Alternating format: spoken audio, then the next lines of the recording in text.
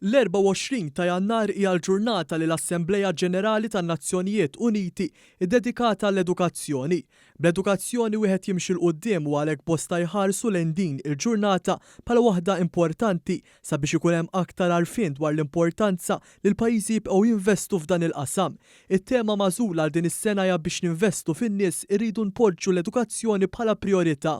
Fuq ir-rilevanza tat-tema ta' din is-sena, dal-istazzjon tkellem mal-professur fil-Fakultà tal-Edukazzjoni fl-Università ta' Malta, Karmel Borch. Messaġġ li għandu jkun mużika għal widnejn kull min ħadem, kull min għadu jaħdem u kull min taħajtu għall-edukazzjoni. Fil-qosor u fi ftit kliem, il-messaġġ huwa wieħed ċar. Jekk irridu tassew ninvestu fil-poplu, irridu nipprioritizzaw l-edukazzjoni.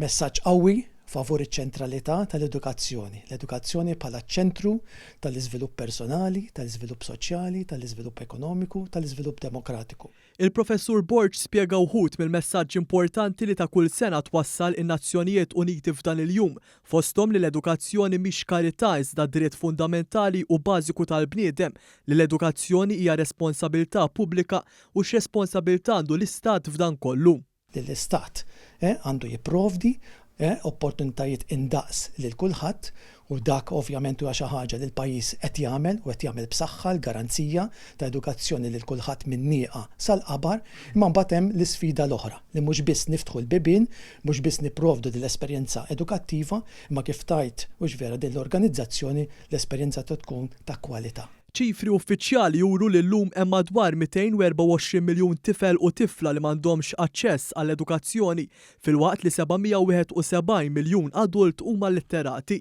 F'dan il-jum bosta ftakru wkoll f'dawk in-nisa u tfajliet fl-Afganistan li tmexxija tal-pajjiż qed iċċaħħadhom mid-dritt li jitgħallmu, jistudjaw u jgħallmu.